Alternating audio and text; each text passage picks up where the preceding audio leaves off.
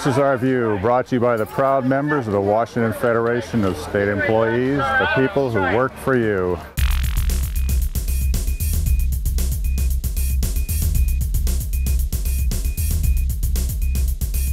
The student services staff at the Evergreen State College has been bargaining in good faith for the past many months, but talks with the administration seem to go nowhere. Recently, it was time for the union to speak directly with the school's board of trustees. We're here today to tell you our story about what we've been bargaining for and how we feel it's unfair that the college is refusing us some basic worker rights. Our average salary for the workers in our unit, bargaining unit, is what the average worker in the state of Washington was making in 1992.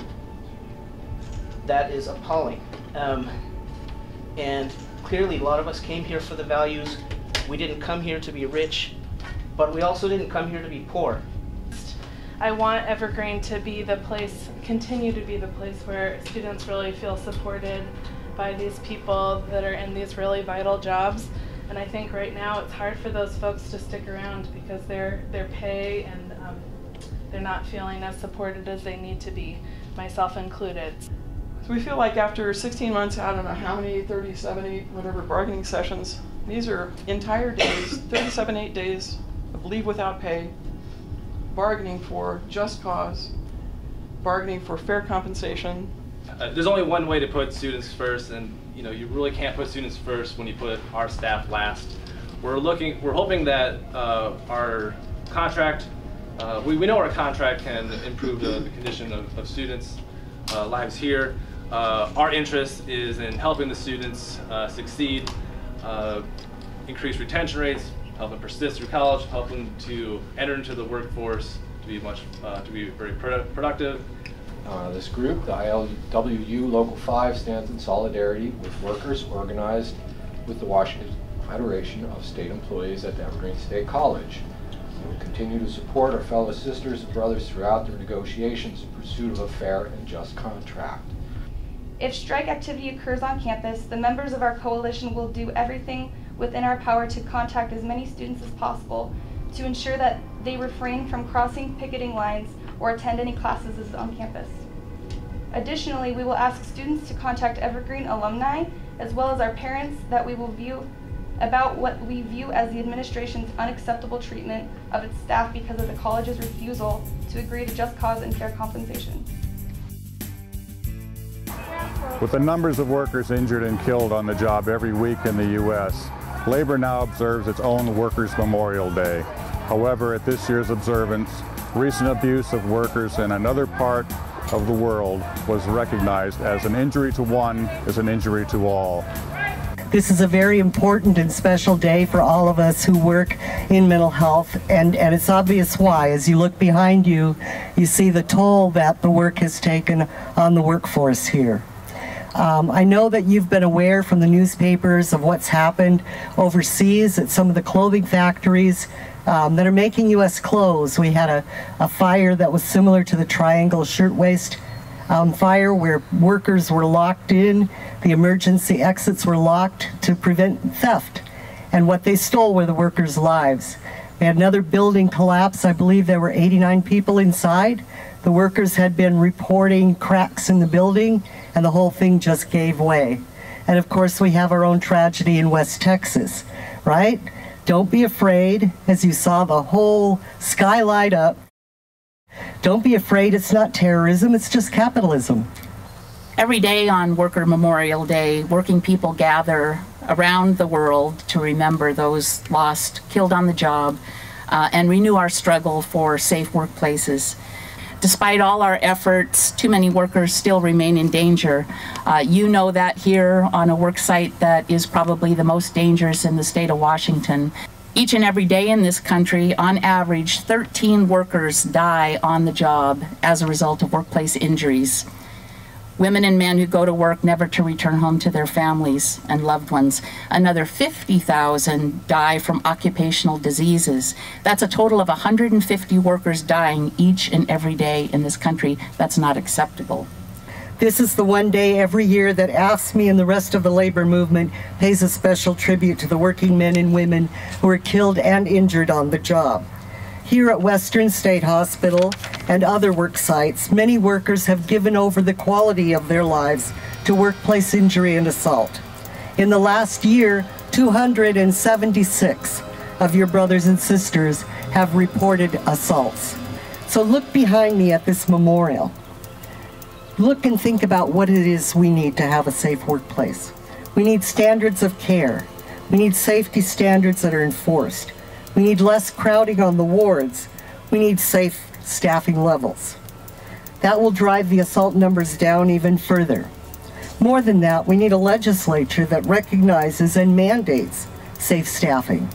We must encourage DSHS and the legislators to do the right thing.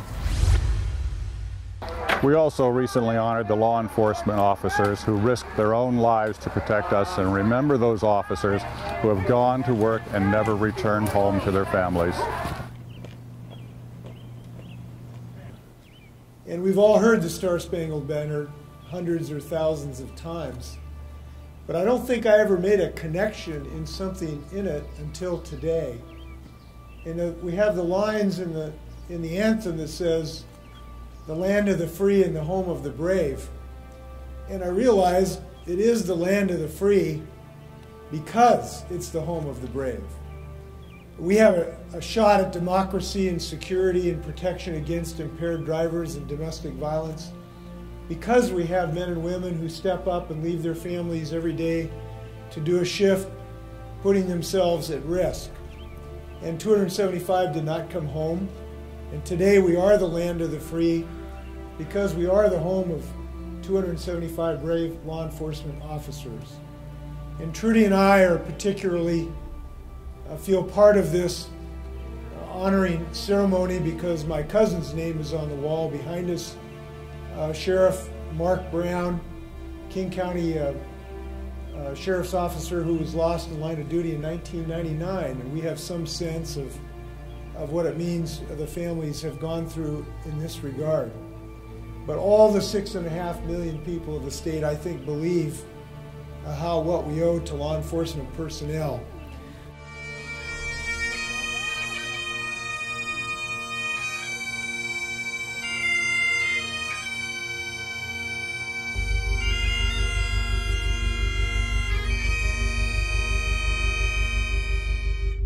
As we look at tax revenues and the need for services not now funded, we can't help but pay attention to the tax structure that excuses corporations from paying their fair share. We're told it doesn't make much of a difference, but according to an international expert on the subject, a fair share from everyone makes a big difference. Corporate tax avoidance. Let's just think about this in terms of the United States. The United States currently collects in federal tax revenue approximately 14% of GDP. Okay. Our federal government's expenditures are 20% of GDP, roughly. And a large part of that gap is and our government expenditures are less than the typical developed country has, and as a result, our infrastructure and our education systems are deteriorating. All right?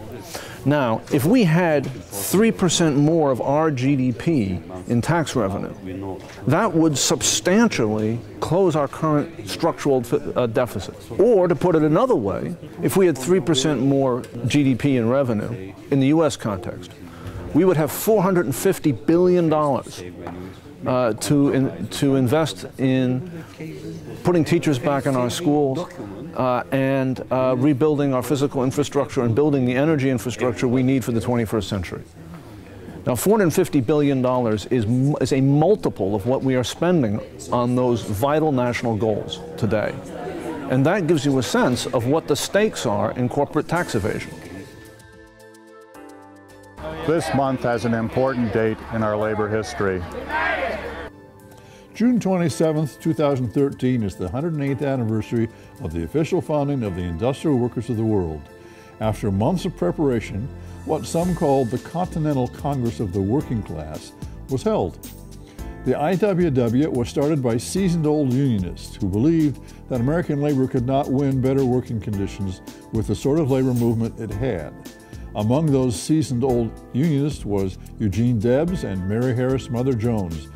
Beginning membership figures vary from about 50,000 to 150,000 working people. On the platform were such veteran labor leaders as William D. Haywood, head of the Western Federation of Miners, and Daniel De Leon, leaders of the Socialist Labor Party, and Lucy Parsons, wife of the Haymarket victim. The aforementioned, of course, Jones and Debs. The IW sought one big union. Haywood announced that we are going down in the gutter to get the mass of workers and bring them up to a decent plane of living. This was in reference to the reluctance of the older American Federation of Labor, consisting mostly of standard craft unions, to organize the industry's unskilled workers. The first paragraph of the preamble of the IWW says that it all most completely. The working class and the employing class have nothing in common. There can be no peace so long as hunger and want are found among millions of working people, and the few who make up the employing class have all the good things of life. Tough language for a new union being birthed in the American culture that trusts we can all become rich and powerful and there's no such thing as the working class. An extension of that might be the response of former president of the AFL-CIO, John Sweeney, to the question from the media, why can't unions just be more cooperative with management? Brother Sweeney responded, we'd like to just as soon as the shelling stops. The IWW membership was largely recruited from the unskilled and semi-skilled workers. The least privileged and the most exploited, lumberjacks, migratory workers, farmhands, Western miners. While historians have noted that IWW activity was virtually free of violence, it is of some interest to note that a speaker who advocated violence at a meeting at the IWW Hall in Everett, Washington, was later exposed as a private detective. This does not mean that the IWW was a stranger to violence. Its very existence engendered violence all the way from farmers to stevedore companies to lumber barons to mine owners to the National Attorney General to American Legionnaires celebrating the very first Armistice Day in 1919, Centralia, Washington. In spirit, the IWW, or Industrial Workers of the World, participated in something still not finished, the organizing of the workers of all stripes and nations into the force for good that many believe such an organization would be. As we said at the beginning of the program, the support staff at the Evergreen State College has not had satisfactory response from the school's administration. So we close this month's program with the next step in that dispute, a strike, a picket line. So Evergreen, can you hear us now?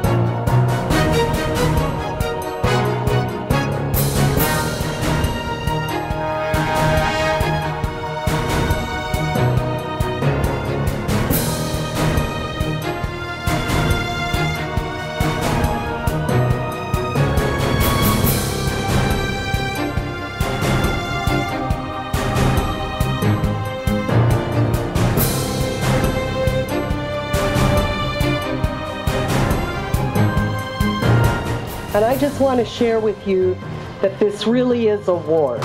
It's a war on the workers. And it's a war we unions must win.